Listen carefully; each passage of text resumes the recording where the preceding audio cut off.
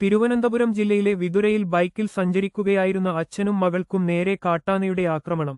ഇന്നലെ രാവിലെ 6:45 സംഭവം.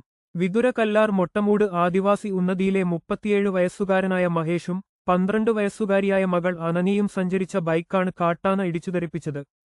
വിതുര ഗവൺമെന്റ് സ്കൂളിലെ 8ാം ക്ലാസ് വിദ്യാർത്ഥിനിയായ അനനിയെ ട്യൂഷൻ സെന്ററിലേക്ക് കൊണ്ടുപോകുന്നതിനിടെയാണ് ഇവർ കാട്ടാനയുടെ മുന്നിൽപ്പെട്ടത്. റോഡിലെ വളവ് തിരിഞ്ഞുവന്നതിനാൽ മഹേഷ് ആനയെ പെട്ടെന്ന് കണ്ടിരുന്നില്ല. ആനയെ കണ്ടയുടൻ വാഹനം നിർത്തിയെങ്കിലും കാട്ടാന ഇവർക്ക് നേരെ പാഞ്ഞുക്കുകയായിരുന്നു. തുമ്പിക്കൈകൊണ്ട് ബൈക്കിൽ ശക്തിയായി അടിച്ചതോടെ മഹേഷും മകളും റോഡരികിലെ കുഴിയിലേക്ക് വീണു. ഇരുവരും കുഴിയിലേക്ക് വീണത് കൊമ്പൻ കൂടുതൽ ആക്രമണങ്ങൾക്ക് മുതിരാതിരിക്കാൻ കാരണമായി. ആനയുടെ ആക്രമണത്തിൽ ബൈക്ക് തകർന്നു. കുഴിയിൽ നിന്ന് എഴുന്നേറ്റ മഹേഷ് വാഹനം അവിടെ ഉപേക്ഷിച്ച ശേഷം മകളെയും എടുത്തുകൊണ്ട് 1/2 കിലോമീറ്റർ അകലെയുള്ള വനം വകുപ്പ് ഓഫീസിലേക്ക് ഓടിയെത്തി. ഉദ്യോഗസ്ഥരാണ് ഇരുവരെയും ഉടൻ തന്നെ വിതുര താലൂക്ക് ആശുപത്രിയിലെത്തിച്ചത്. അപകടത്തിൽ പരിക്കേറ്റ ഇരുവരും അത്ഭുതകരമായി രക്ഷപ്പെടുകയായിരുന്നു. കൂടുതൽ വാർത്തകൾക്കായി ഞങ്ങളുടെ ചാനൽ സബ്സ്ക്രൈബ് ചെയ്യൂ.